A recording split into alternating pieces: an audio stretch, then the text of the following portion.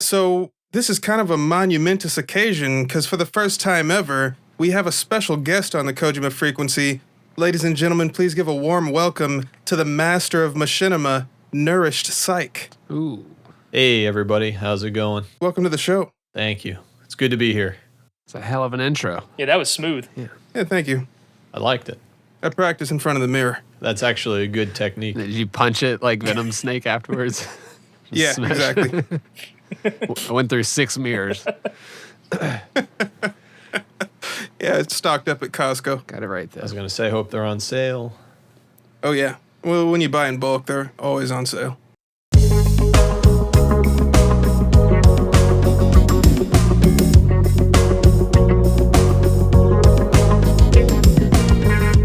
Hey, I'm Fingers. Yo, this is Vector. Hey everyone, this is Days Ahead.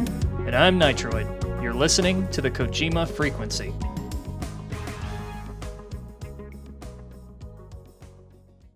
Tell us who you are. What do you do? I'm NourishedPsyche, a.k.a. Michael Yurko, a.k.a. Get Psyched Productions. I am a machinima maker. I make movies in Metal Gear Online 2. I've been doing it for about a decade. Wow. It's a long time. It is a I'm long afraid time. it's been 9 years. Actually almost 11. Right on, right on. Cool. I'm just amazed you could put up with Metal Gear Online for that long. Well, we had a significant gap after it closed down, so... Yeah, that still hurts. So you're still able to make movies in Metal Gear Online 2? Right. Thanks What to are you the using folks, for that? Oh, I was going to say, thanks to the folks at MGO2 Revival, I'm able to jump on their own server and play Metal Gear Online 2 as if the server never shut down. Wow. That still blows my mind that they were able to pull that off. And it was just like, what, 2-3 guys just hammering away at it? Yeah, I think 2 guys, one main programmer and one junior programmer. And the amount of work that they put into the server and the things they've done, it's incredible.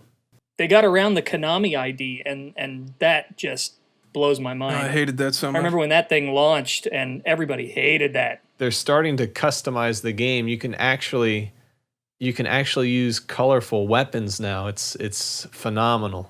Yeah, Nitroid saw that the other day. I wasn't too excited about that. Yeah, I think that's pretty cool. We've talked about that before. I'm not. I'm kind of a purist, so when it starts to lean into Fortnite, I'm gonna dial out. He's gonna bone out. But so you like the customization stuff? No, I hate it. I think it's stupid. You just said it was cool. I was. If you couldn't tell, I was being sarcastic. I know I only have one tone of voice, but yeah, I'm not a fan. Like Nitroid, I'm a purist. I mean, I'm not gonna stop playing the game or stop making movies just because they're making subtle changes. And it's not even in-house. They're mods made by other players for something you can use in your custom firmware PS3. So, Well, a couple of them were part of the base game, though. Like how they changed the intro screen and the music. I think they changed some of the outfit graphics, like T-shirt graphics. yeah, and then a the few. big one. Yeah, go ahead. Sorry, no, I was going to say a few. Very minor. I think it's one T-shirt design that they changed. They turned like Sloth into a Save MGO graphics shirt or something like that. The big one was that they removed some environmental effects from a couple of the maps to try and boost the frame rate, right? But it just kind of ended up making it really irregular.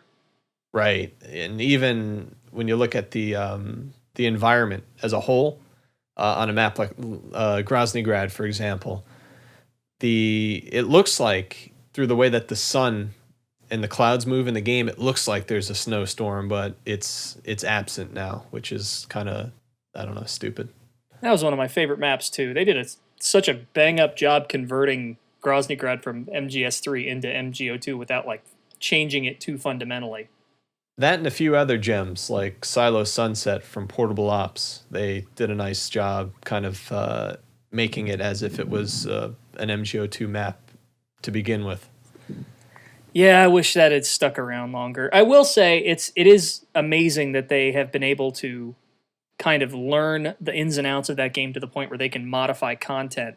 I've seen a couple videos where they've been able to sort of swap maps around and let you play in different areas that you weren't supposed to, which is kind of amazing.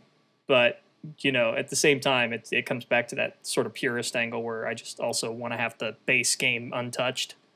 Right, and I agree with you in that aspect, but I also welcome new maps and new environments. Making machinimas for the past 10 years kind of gets a little redundant when you're making different movies and using the same areas over and over and over again.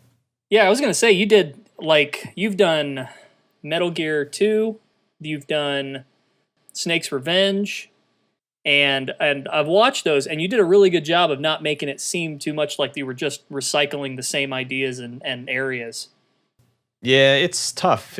It's really hard because I'll go into a map, try to film a scene, and think, man, I have to do it different than I did in the past. Maybe shoot a certain angle in a certain area of the map. I just don't want it to look too much like my previous work.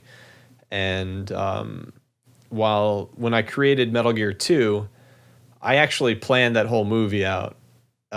Scene for scene, map for map. I had ideas of where I wanted to film and use the the areas to my benefit, I guess. And later on, I just kind of do it off the cuff. I go, hey, let's film tonight, and I think I want to film here in Ravaged Riverfront, but I have no idea how I want to film it yet. So we'll just kind of do it as we go.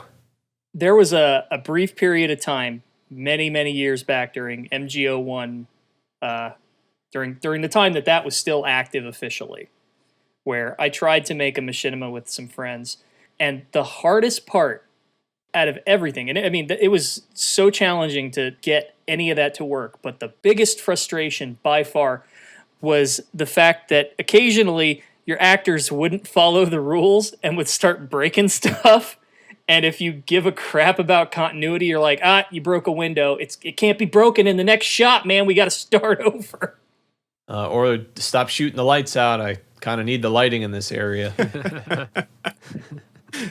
Speaking of continuity, that's a great transition.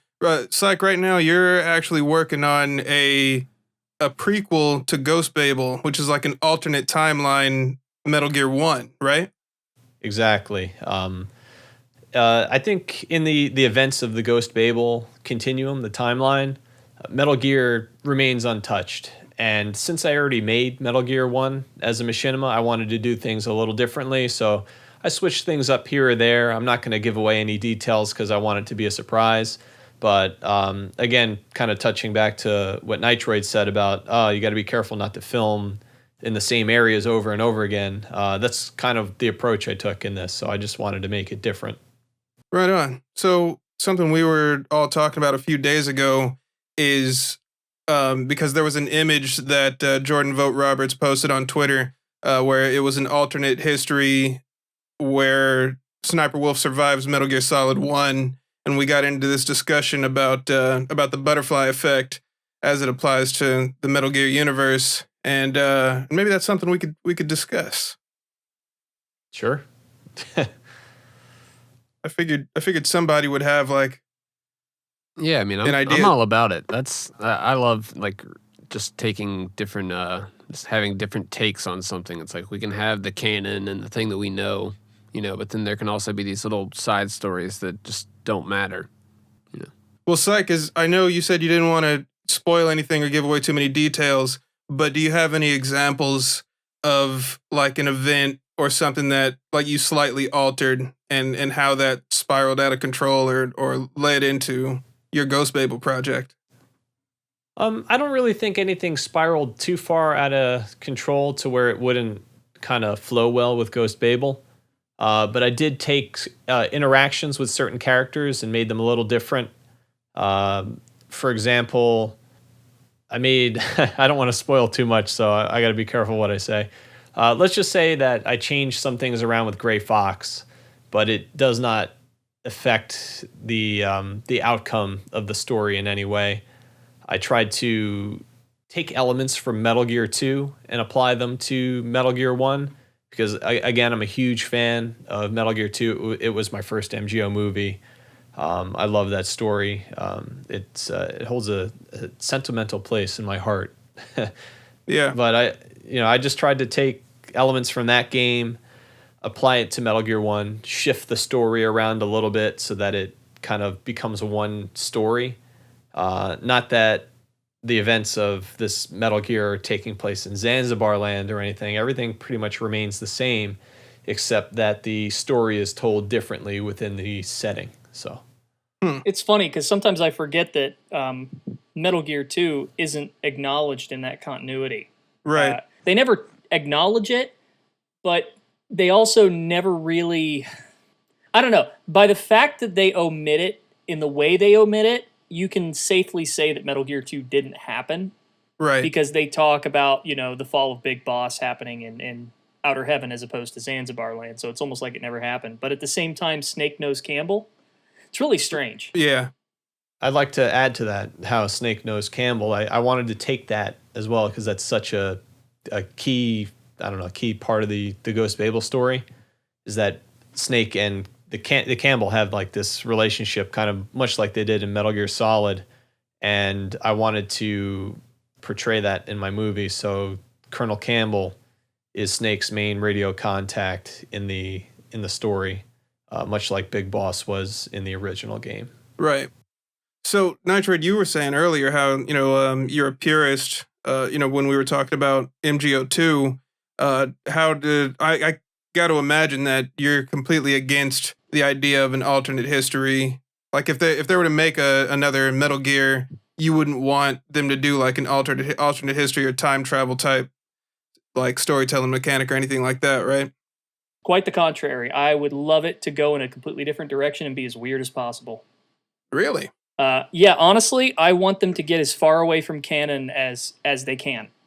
Wow. That mine has been tapped dry. We need to go in different directions. I thought we talked about this before, where we sort of went into like, if you were going to do something with the Metal Gear franchise moving forward, what would you do? And I would like to see them either expand on existing continuities that they've established outside of the main canon. So, the one we're talking about, or the acid continuity, or, hell, go crazy with it and make a Snake's Revenge follow-up. I don't care.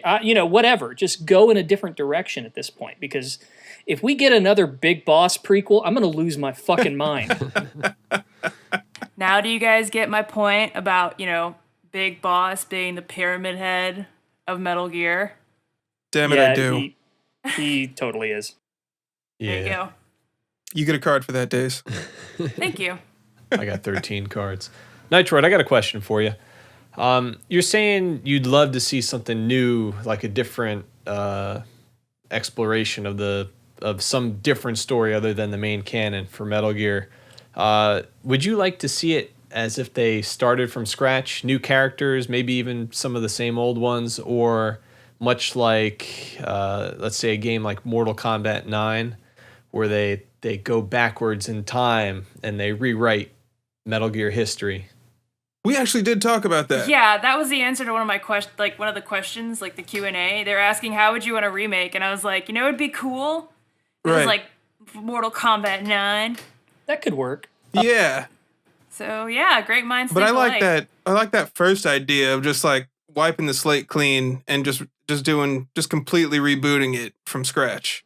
You would have to keep certain elements the same. You would have to keep Solid Snake. You would have to keep the concept of a Metal Gear or some analog of that.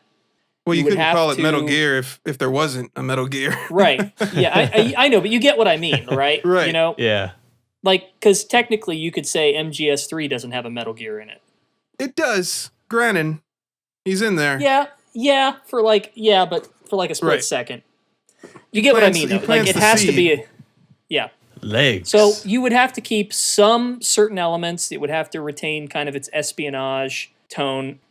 But if we're talking like, where Acid essentially dropped everything except Solid Snake out of the equation. I think they referenced Roy Campbell for like a split second. But I would like to see more a more dramatic departure. You know what would be really cool? And I've said this before. I may have even said it on this show. But there is a piece of fan art.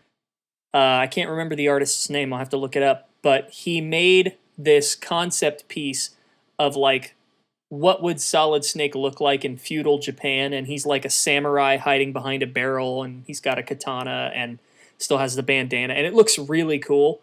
And kind of like, Yakuza Kenshin, or is that the name of it? Kenzen? What's the name of that? I can't remember. Rurouni Kenshin? No.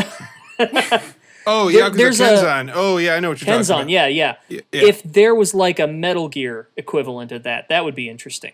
Where you had like, instead of this super advanced nuclear robot, you had something that was like some sort of steampunk artillery thing.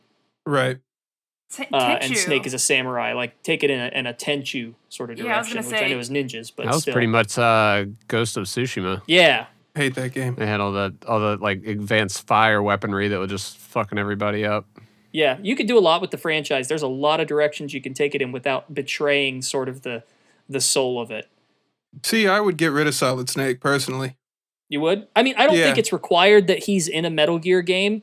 Snake, whether that's the big boss flavor of Snake or Solid Snake or even Raiden, whatever variant of that character you have in there, as long as there is some element of that in there, one sneaky boy, you can play with it, right? One sneaky boy. Like, I don't think the game would sell without Snake. Are you sure? Here you go.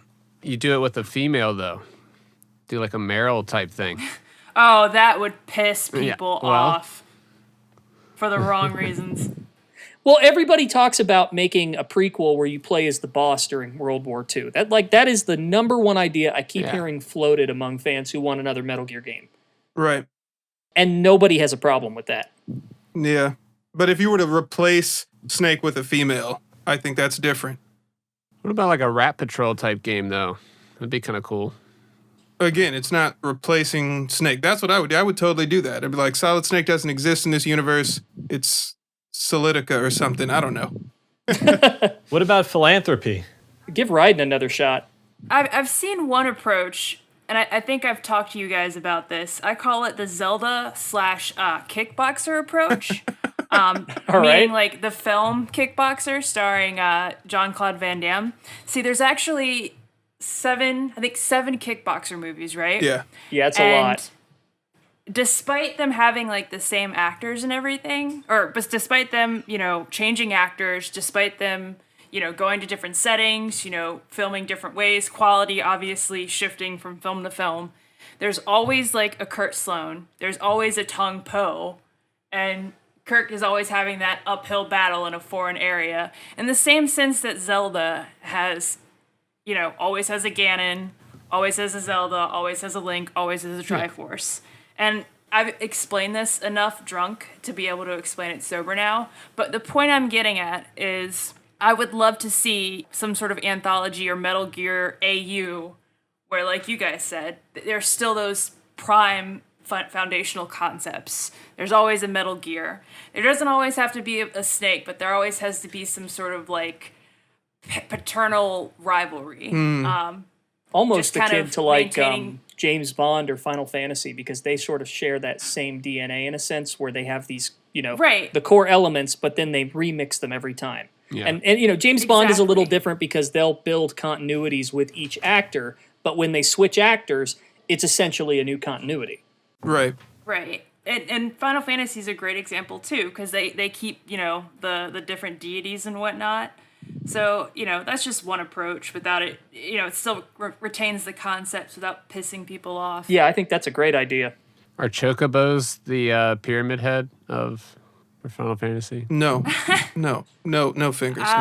I'm taking a card. If you want for it that. to be, Cloud. if you want it to be the pyramid head of the franchise, it has to be something that had a very specific meaning at one point in a very specific place that then got used everywhere because people thought it was cool. So Cloud Strife and the Buster Sword. Yeah, it's Cloud. It was for travel, and then it got way out of hand. It went to racing, and then they made them fat, and then they just put them everywhere. And then I proved my argument wrong. I don't know. Yeah, I'm taking all your cards for that. I love that's them. not the same thing, I don't think. Because that's just an element of the world. What do we got? Crystals then? Well, that's what I don't know. I see what you're saying. Like that's like saying, "Hey, we used to race horses, or we used to ride horses all the time, but now we race them." I guess it's normally like the healer or something like that. There's normally like one character that's like a healer. I'm telling you, it's Cloud Strife and the Buster Sword. Okay. Maybe because people, you're right. like people for 10 years thought he was like an emo boy when really he was like a smartass. Yeah. Like, I don't know where this emo shit came from, but it came out of nowhere for me. You want to know what'll really blow your mind is that a lot of people think like Squall is this emo dude, and he's actually kind of a jock. What? Yeah. Anyway. Yeah, dude's like top of the class, athletic. Must have amnesia. Really cocky.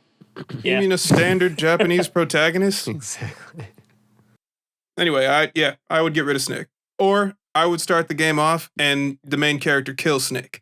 Plot twist. Here's what you can do. Give Raiden another shot. God. I'm serious. The Neil Druckmann approach. Right. Oh, Lord. Give Raiden another shot, but take away the ninja element. No, the ninja element was always there. That's why he uses the sword at the end of the game. Okay, what I mean is and get rid of the cyborg element then. Okay, yeah, get rid of the cyborg element. How about we make him a ninja, just get rid of the sword? Nope, still has split-toed shoes. He's still a ninja. I'm saying he's still a ninja, just get rid of the sword. I like the sword. That's my favorite part of MGS2. All right, give him I can keep the sword. But like if we've established that, all right, I guess if we're going to different continuities, we don't have to worry about this, but let's say hypothetically we had to stick to the same one. Just get rid of the crazy combat cyborg gear and set him up more like Adam Jensen in Deus Ex, where he's got more like stealth-oriented gear, you know? Where he never asked for it. Sorry. Didn't ask to be turned into a robot. Yeah, that's called the refusal of the call in the hero's journey. So at some point, your protagonist has to say, "Oh, I never asked for this," but then, plot twists and all that. So. Yeah, but aren't there like 4 or 5 variants of the hero's journey? Like Joseph Campbell has his, but then there's like a bunch of different versions. It's complicated. That's another episode. We could totally get into that and Snake's hero's journey and MGS 1, 2, and 7. All that stuff. So, before we keep going on a tangent about MGS remakes, while we have a guest here, I did want to frame it back to Nourished, if that's okay. Yeah. I'm cool with it. Cool I'm here. Yeah. Because I did have a question kind of going back to all the upgrades with the MGO2 revival, if I said that correctly.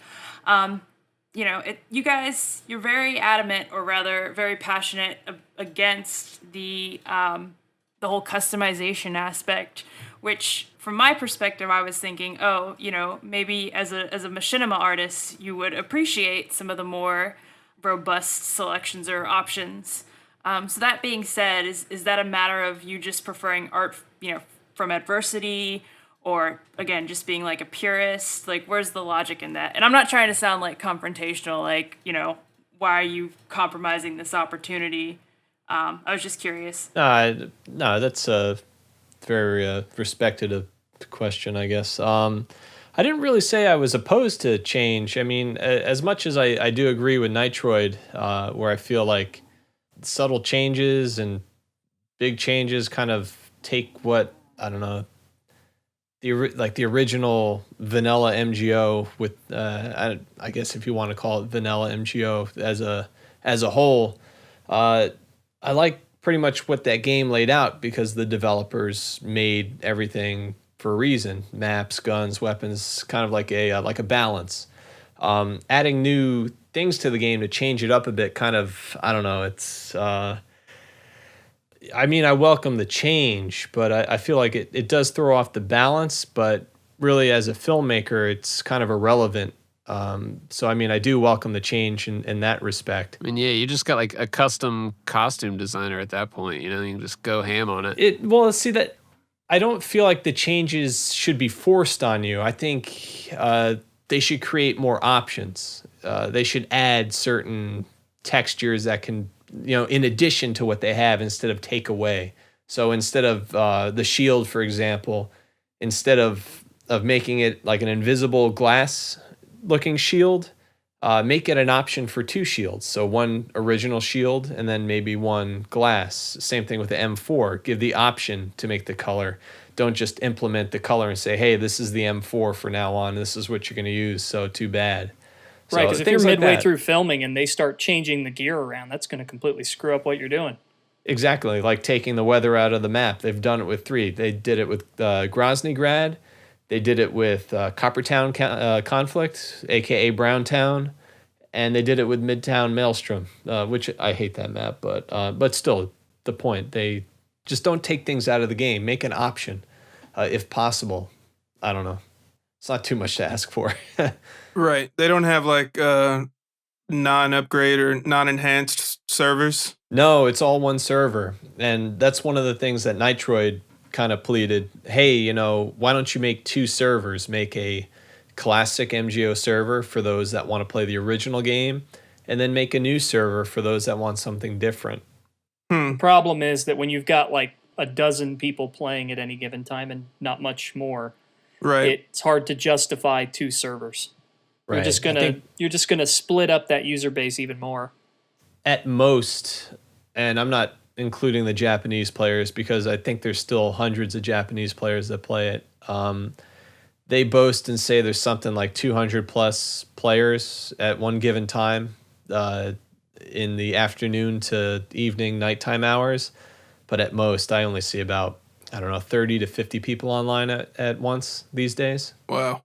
It's just people are tired of that. The community is toxic, and there's players like us that just don't care for the change. They're just kind of little kids with power. Oh, we can control and we can make this game whatever we want. It's like, yeah, that's great and everything, but what about the community as a whole? I mean, you have your own interests in mind, but I don't know. I think there's an attitude that's hung on from the old days where they still think it's this thing that needs to be... The mindset when the game was active among players was one of 2 things typically. Either you were there to have fun or you were there to be competitive. And that's any online multiplayer game for the most part.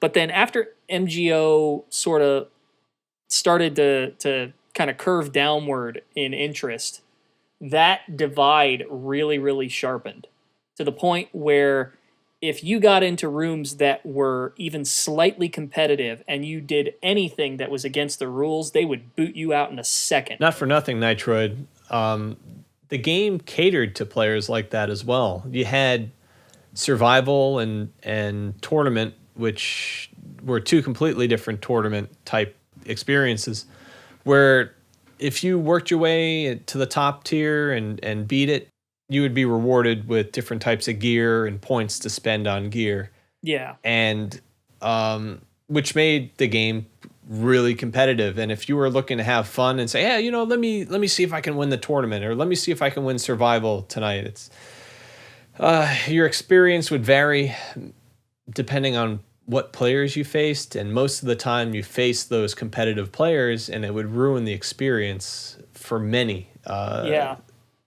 I mean, and what I've found, I was going to say, what I've found over the years since MGO2 came back, because it's been about, 2 years now since it started back up, maybe a little longer? No, it's longer than that? I think the server has been online since 2014 or 2013. Has it been that long? Jeez. Not in the capacity that it is now, not playable as a multiplayer, but 2013, 14, you can get on and run around single player. But by 2015, for custom PS3s, for custom firmware, you could go on and play the game as it was before shutdown. That's right, because you could only get in with a modded system for a while, and now it's open to anybody for the most part. The point I was driving at is that it seems like that hyper-competitive aspect of the community is what's left now. That's almost exclusively what it is. And so that attitude of this thing we're playing is serious business kind of ruins it for anybody coming in just to sort of relive those experiences. But then again, though, if you want to relive the experience, it's not quite going to be what it was a long time ago. It's a fool's errand. It's like that in any game. Most recently, I was playing Star Wars Galaxies, trying to rehash some kind of nostalgia, and I played for a little while before I got tired and jumped back into my other nostalgia trip, which was MGO. I don't know. It's different. And I know we've kind of deviated quite a bit from the original question, but I don't know. I'd love to see change. However, I don't think it's necessary. And if they did, again, there should be more than one server. But as Nitroid and I kind of went through, it's just the player base isn't there to really create such a thing. Sure. They do have the if anybody out there wants to take a crack at it, the source code is on GitHub for their server. I mean, you would think there would be like a per game option of like custom outfits and items, like just yes or no. Like that shouldn't be a huge thing. Well, the way I understand it is it's not quite that easy because, first of all, they're working with a game that's essentially locked down in almost every imaginable way. You know, they can't really look under the hood and see how it works. They have to kind of make educated guesses and tweak things here and there. They don't have the source code for this, you know? Getting it up and running alone is kind of a miracle. And even in cases where they've swapped out content and, you know, and changed content, it's only ever in the capacity of taking something that was already there and then altering it. Yeah, just so they're not adding new things. They're just altering what's already there. So like when they kind of like reverse engineering it. Yeah, and in a sense. And so like even when they're adding new maps, they're not really adding new maps so much as taking other maps and then replacing where it points to, if that makes sense. So to get in there and start customizing it to that level, you would probably have to start like rewriting the game at that point. But I don't know enough about it to really say for sure. So that was actually one of my questions was going to be, you know, could they make like a NourishedPsyche dedicated server so that you could do your Machinima? I wish. Without. I would love that. Just my own server to myself. But then again, I can just jump in the Japanese room and I can have my own server to myself. But in the way that you're asking it for like just my own MGO with my own options, my own gear, my own weapons. They could. I would think they could, but it's just a matter of why would anybody set up a dedicated server for just one guy to do his own thing? That's, I don't know. To get a Ghost Babel movie. I'd play with you. Thanks, Nitroid. And I'm sure there's I honestly, you know, I think if we were to get our own server, put it online and put it out there and say, hey, we have a new MGO server. We take the game very seriously. It's going to be moderated. Little to no changes in the gameplay and design. A place that we welcome all players of all creeds to come and enjoy MGO as it once was. I think it would definitely draw a larger fan base to the game. Because at least, if we wanted to police and monitor the toxicity of MGO, I think it'd be a friendlier experience to some. But at this point, I think it's past its prime. It's not even worth it. I enjoy going on there and making these Machinima movies. It's like a hobby of mine. But even I'm trying to get away from it. I have just these couple movies planned, Metal Gear and Ghost Babel, and maybe one last skit movie because I have a few skits recorded and a few ideas that I still have to record. But after that, I'm ready to just abandon ship and try modding MGS5 and going through that experience because that looks very promising. Yeah, I've been wanting to do that too. I just got to copy that. I've been meaning to mod it up. It's so cool. I mean, you can do anything. This is what I wish I could do with MGO. You just kind of design your own. I don't want to say design your own map because you can't go into 5 and be like, oh, you know what? I'm going to add this building here. I'm going to put this building there. I'm going to put some animals here, make a fence. No, that's Survive. You're taking the existing game and you're modifying enemy patrols, difficulty, certain units where, and you're playing within the sandbox still. And it just has so much more potential than MGO2 does. And I mean, you can dress up these characters any way you want with the mods that exist now, or if you're clever enough to make your own, you can do that as well. I mean, I'm running through the game right now as Solid Snake from the Zanzibar land disturbance, and Yeah, I saw those pictures. That looked really dope. it's cool. And I got the Gurlukovich men as the enemies. I mean, it's a whole mishmash of Metal Gear lore. Hold on a second. That you're really creating an alternate timeline there, aren't you? Gurlukovich soldiers, but with like Zanzibar era Solid Snake. It all comes full circle. Like I'm playing it, man. I'm playing it every day.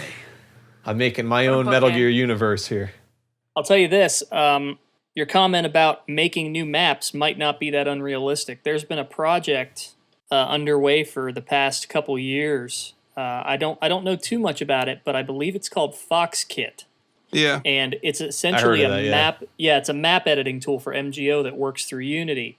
And as far as I know, they're still working on it, so that may become a reality at some point. I think it's awesome. I think MGS5, whether you're a fan of the game or not, be it story or gameplay mechanics, like I'm an MGO2 gameplay type of guy. I think that's the best gameplay experience. But I feel that as far as the overall experience, the aesthetic, MGS5 just has so much you can, with just the way the characters move and the enemies move. It's very so fluid. realistic. Yeah. Yes. Yeah. Yeah, MGO3 is the best example of wasted potential. And bad netcode. Are people still playing that? Yeah, but that's all of them. Yeah. Yeah, it's I think the player base is sporadic, mainly because of just it's like a cross-platform experience. So it's on the 360, the Xbox One, PS3, PS4, and the PC. So right. I think a lot of players still play it, but you just don't see too many of them because it's so spread out. That and it hasn't had a single update in how many years now? A lot. Yeah. So Konami, if you're listening, you wanna win some good faith back, start giving some love to MGO.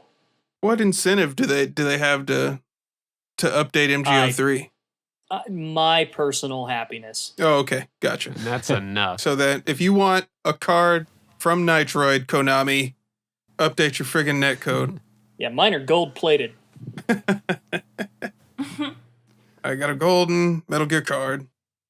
So I got 13 of them. Yeah, you haven't lost any yet this session. So good job holding on to your cards. He's gripping them tight. Try not to say anything too controversial. Yeah, I don't say much as it is. Period. So, well, that was our thing last episode. Was what opinion do you have that would lose you your Metal Gear card? So, since you're our first guest, we got to ask you, what opinion about Metal Gear do you have that would cause your card to get revoked? Oh, geez, man. Metal Gear Online is my favorite Metal Gear. Oh, wow. Whoa. Yeah, that's a novel. I wouldn't call that controversial, but I've never heard that opinion before. Yeah. So I can respect it. I'll give you a card for that. Congratulations. You have 14. Yes. Yeah, that felt more like how hardcore of a Metal Gear fan are you? Wait, what's your second favorite? I don't know, man. Oh. There's so many of them. Yeah, I'm taking a card for that. Man, that was it. That's how I lose my credibility card. Yeah. The vector giveth and the vector taketh away. I don't know. I'm one of those guys. I'm a 2 guy. So I like Metal Gear 2, Metal Gear Solid 2, MGO 2. So I'll stick with those 3. That's my trilogy of favorite games. Some good ones. Yeah, all the best ones end in 2. They do. Acid 2? Come on. Except for the ones that end in Rising. Damn. Wah, wah. I'm taking a card for that. Yeah. Okay. Rising's good. Imagine a multiplayer mode in Rising. Who wouldn't want that? All right, so let's dive into some Q&A. We got one from @Neandrin, who asks, what are you guys' thoughts about the ruse, the social phenomenon behind MGSV and the search for the truth? Was Kojima's plan to trigger schizophrenia in people all along? Should he go to jail for this? No, but Nitroid, you're going to jail for saying MGSV. No, take his gold card. Yeah, Damn it. I'm taking a gold I'm card. just reading the that. tweet, man. I'm taking a gold platinum American Express Black. Oh, man, that's limited edition. Too bad. I thought the lead up to MGS5 was probably one of the best like campaigns for a game ever. I think. That was a fucking party. How dare you? I'm taking a card for that. Dude, depending on who you ask, we're still in the lead up to MGS5. It's crazy. Is Never Be Game Over still active? I haven't checked in a while. Oh. I mean, they're on life support, but they're still trucking. What did they do? God, I wish I had that much faith in something. Never Be Game Over is like the flat earthers of the Metal Gear fandom. Oh, right. Okay. Yeah. I never got into that, so. Yeah, they were dead set convinced that Death Stranding was Metal Gear Solid 6 or Metal Gear Solid 0. They could never quite agree on which one it was, but it was Metal Gear, darn it. Dumbasses. Oh boy. Were those the same guys saying that Quiet was Chico? I don't know if that one was theirs or not. No, that was a different group. Okay. No, that was pre-launch. Yeah. This was very dictated by post-launch. Right. I always assumed Quiet as Chico was just a drug party or something like that. I don't know. It's a very successful shitpost. I was having fun with it. I mean, that was one of those things, like, when laid out, it, like, could have made sense and, like, could have happened. So that was the thing about that. I was like, I guess that's plausible, so. That's why it was such a successful troll, because it was just within the realm of believability where you were like, It's like that Jar Jar is a Sith theory. Yeah, exactly. They should have done that. Where it's like, oh, he like kind of force jumped in this That's a scene. great example. He's controlling the person's lips when he's talking and stuff. Yeah. Wait, what was that? Like you can see Jar Jar like kind of mouthing what someone else is saying at one part. Oh, right. So it looks like he's like controlling their voice. So at one point in MGS5, or during MGS5's development, any current event topic that like became trending on Twitter or was like trending on YouTube or anything that people were talking about, people tried to relate it to MGS5. And, like, oh, is Kojima talking about this? Is this in the game? What's that head? There was like a doctor that like almost sued, or did he sue? He did. He totally did. I heard he was going to. Sergio Canavero, I think. What's the story with that guy? Was the Oilix guy in MGS5 based off of him? There was no Oilix guy in MGS5. I don't know. He looks like Dr. Marv. Yeah. Yeah. A little bit. He does. But he was going to do the head transplant, and so people thought that Snake was going to Big Boss was going to get a head transplant, and he looked because like they looked that so doctor. Similar. Yeah, he really did. I think we also need to consider that bald man with glasses is, not too this much guy, of a character. Yeah, these two guys, yeah, I mean it's definitely similar for sure, but no, we're not talking similar. This is like same bone Carbon structure. Copy. Freaking a lot of those dudes are frail. Yeah, it was uncanny. I mean, I've seen a lot of scientists that look like Dr. Bogdanovich or whatever from Tekken. It's But you don't see Bogdanovich. nobody like, Bogdanovich, thank you. What'd you say, But you don't see nobody suing Namco. Bogdanovich? Bogdanovich. I don't know. Yeah. I just remember him from Tekken 3. He's cool. But I this like that wasn't guy. just like this was not just a case of like, oh, he's got the same hairstyle, and it looked like they took a photo of the guy and put him in the game. Right. Because they were doing all that facial scanning at that point, yeah. Yeah. Definitely And a coincidence. Everybody sort of went into that. That's like, just funny that he just was going to sue after that. He's like, all right, enough. I had too many people ask me about Venom. What the fuck is Venom? Who are the lolly lule lo? I've gotten 6 emails today. Is he still trying to cut people's heads off? I hope not. I try and follow up on that every few months, but I think the procedure got canceled for I think the Italian government was like, no, Sergio, you're not doing that. But he's like, no, I did it on a rat. And yeah, maybe because of COVID that he can't do it. The rat died 3 minutes later, but who cares? Get back to your Oilix. I mean, he probably realized at the end of the day that, eventually who Kojima was and was like, all right, okay, I see what happened here. You'd think he uses likeness in this game for his advantage. Like, hey, this Artier, By the way, he knows me. we have a sale. By the way, if he can put me in a game as like a smart scientist, I could totally transplant heads. There's a buy one get one. Transplant 2 heads. That's the thing. Yeah, he should have. I mean, and I guess he did get some like trickle down exposure and whatever, probably some money from that in some form. But the worst part about the Never Be Game Over thing is that they were throwing out so many theories. Yeah.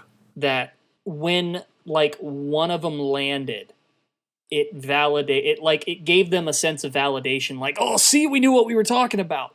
Like the few people who like constantly throw things out and manage to hit the dartboard once with like, oh, in Metal Gear Solid 5, it's not really Big Boss, it's a body double. Suddenly that means everything you've said is credible? I'm sorry? Yeah. Like, no, it's called broken clock syndrome.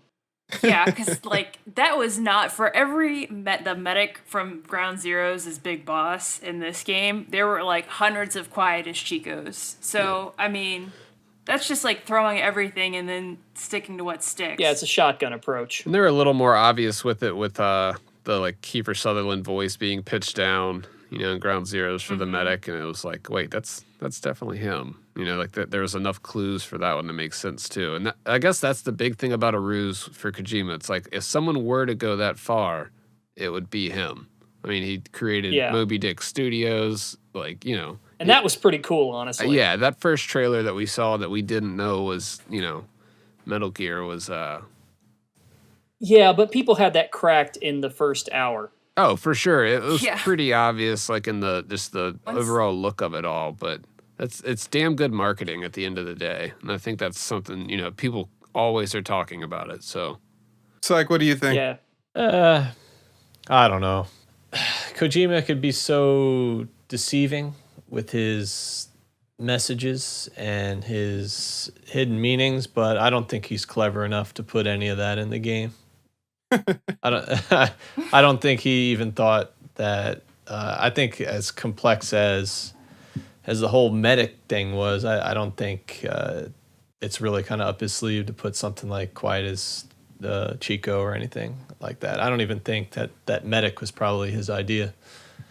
So we kind of got sidetracked. The question was about the ruse leading up to MGS5 and trying to figure out what MGS5 was about. A lot like what people were trying to figure out about Death Stranding, which turned out to be completely pointless. But what did you think about the Moby Dick studio and the Joaquin Mogren thing? I saw through it. I think that's what he's asking, right? Just our general thoughts on the ruse and that whole lead up. Yeah, nothing quite specific. Oh, okay. Well, what did that entail aside from the Moby Dick studio thing? I think too, just some of the plot elements like Gray Fox being punished snake and all those type of theories. Like it was, Okay. He has to be aware of how rabid this fan base can get, and he's absolutely taking advantage of it. The way he uses social media too, when you look at his tweets and stuff, like especially after a game is out, you look back and you're like, oh, that little picture of that penguin. Okay, that makes sense now. Like he just throws stuff out there that seems, you're like, when you look at it at first, you're like, what? This doesn't make any sense. But normally afterwards, it will have some significance. It's kind of like a director putting something in a movie. It's like for a certain reason. Yeah, but at the same time, he's not the Zodiac killer. There's not like codes within codes within codes, which a lot of these guys seem to think there is. I think a lot of people just like to hype that up.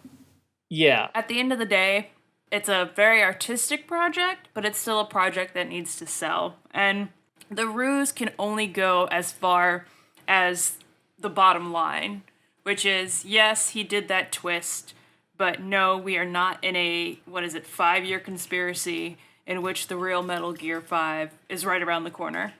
Take a card for that. Well said. Yeah. So, my opinion on that, on all the conspiracies and the shell companies that he was creating, Moby Dick Studio, and this making it seem like the Phantom Pain was a new IP, that caused Konami to bleed money, which was one of the reasons why people are criticizing Konami so heavily right now, why Kojima had to leave Konami, and which is, it's both a good and a bad thing, because I'm glad he was able to finally stop making Metal Gear and do something new. But, I mean, look where we are. Do you think he did that on purpose, just so that he can stop making Metal Gear? Good question. It's like, I have no evidence for or against it. It's like, it's possible. That's what I would have done. If he's so clever. After saying, this is my last Metal Gear, 4 times, it's hard to kind of take him seriously. Yeah, that's true. That's what I would have done. That's exactly that. I've used those exact tactics in the past, in classes and in the workplace. Like, I don't want to do this anymore, so I'm going to fuck it up as hard as I can so that you don't look to me to do this thing anymore. Yeah, that's like a childhood skill you learn. When your mom asks you to vacuum, do a horrible job. Fuck that shit up. Sometimes you don't even turn on the vacuum. You just shift it around like an idiot. Right. But push everything you resisted enough to defer responsibility, and that's the important thing. You go vacuum the grass. Yeah, cut the grass, just awful. You know what this reminds me of? You guys ever watch Rocko's Modern Life? Favorite Nicktoon? Hell yeah. Yes. A long time ago. Do you remember the Wacky Deli episode? Yeah. On the cheese. Yeah, Kojima tried to Wacky Deli Metal Gear, and then at the end, he's like, I'm going to create my masterpiece. And nobody cared. Alternatively, I've heard on more than one occasion people refer to Metal Gear Solid 4 as Hideo Kojima's Springtime for Hitler. Which, if you don't know what that is, there is a classic Mel Brooks movie called The Producers that you absolutely need to see. It's required viewing. It's going to be on the midterm. It used to be a play. That's right. It's true. Yeah, I found that out after hearing these guys talk about it and being like, what the hell are you guys talking about? Yeah, my mom saw it years ago in the city when it was on Broadway, I think. Wow. All right, so should he go to jail for this? That was the final bit of the question, I think. And was Kojima's plan to trigger schizophrenia? He should be fired. See, the problem with that question is that it sets a bad precedent in which if Kojima would go to jail for that, there are a lot of developers and movie writers who have subverted a lot of expectations to where if this became a statute, there would be witch hunts for, a few folks. No. We're going to fill the prisons. I'm hoping, at least fingers crossed. Hey, Fingers, shout out to Fingers, who's here with us today. But Hey-o. fingers crossed, I'm hoping that he's asking, like, should he be criticized or should he have his Metal Gear card revoked for the things that he did?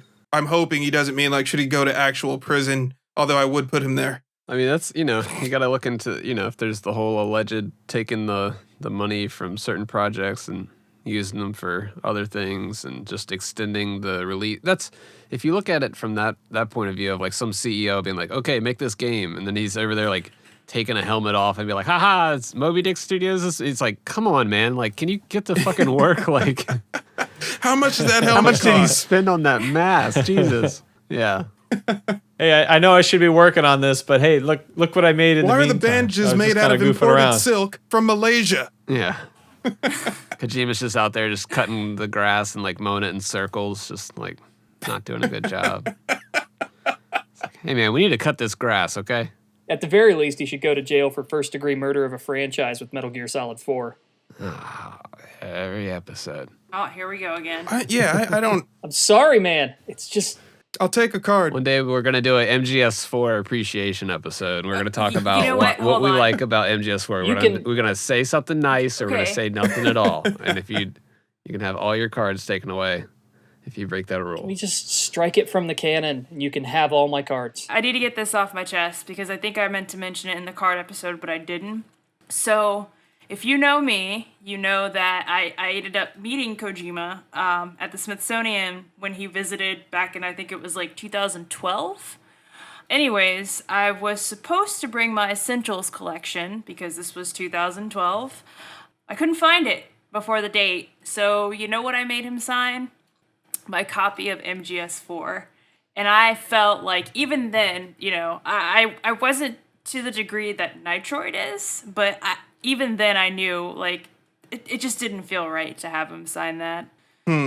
I presented him a copy of my Metal Gear 2 movie when I met him at No way. Best Buy. Yeah, and it was the Peace Walker Tour 2010. Yeah, I had him sign my copy of Snatcher for the PS1.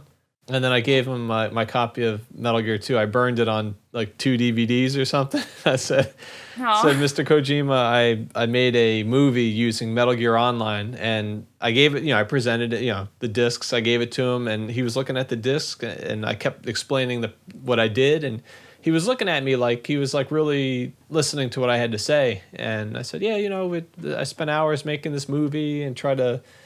I got voice actors, and I went through the whole thing, and I probably sounded like a fool, like I am now, because I just kind of starstruck. And he just kind of he nodded and gave it to his assistant, and she probably threw it in the garbage. Yeah, which is take pride in knowing that the movies you do are better than that third disc that came with Subsistence. I was going to disagree with you just now. I was just thinking, but I agree with you. Even with how bad Metal Gear 2 came out the first time around, and then they got better when I retouched it. It's definitely better than that third disc for sure. Here's a question. Do you think if you took him a copy of Survive, he would sign it? I want him to sign my Snake's Revenge copy. Maybe like the John Romero meme where he's just signing the Doom 3 thing and just making that face. I didn't make this. I was thinking of that picture of when that guy tried to get Jack Nicholson to sign that picture of Heath Ledger as the Joker. Oh, man. All right, so maybe we can get an alternate timeline MGS4. Maybe that's what we'll get one day. And they'll just go, all right, we're going to redo it. No. What would happen after MGS2? That'd be a good place to start it. Going back to that, I think that's a good I want to see that philanthropy stuff. Yeah. I want to see Otacon and Snake hunting these bootleg third world country Metal Gears. That'd be kind of cool. Yeah, that's a good spot to do something like in between, not like a super prequel, but something that can be contained within that time period. It's like we know where they are here at the start of MGS2, and we know what happened at MGS1. There was that phone game. Right. Sure. Metal Gear Philanthropy. With prequels, you always want to keep the stakes small enough to where, like you said, the story stays consistent, but there's still sort of like that threat, that feeling of tension. Yeah. So, maybe add some side characters that are expendable. It's like watching Solo. Have some sort of Star Wars movie. Right, exactly. More like That's Rogue One. Everybody dies. Spoilers. Oof. Yeah. Yeah. I didn't mind that everybody died in that, though. That was the shame part of that movie. Yeah, that was maybe, great. But it's just like, they can't be in future installments because we never see them. They were shitty characters. All right, next time on Kojima Frequency. So we're coming up pretty late here. Psych, where can people find you online? Just look for me on YouTube because that's where I'm most active. So I'm sure you guys will put a link in the description. But I'm at NourishedPsyche on YouTube. Sweet. Thanks for doing the show, man. It's a good time. Thanks for having me. Thanks for coming on. This was awesome. Yeah, thank you. It was my pleasure. I enjoyed it. Thanks again for having me. And to many more episodes with the Psych.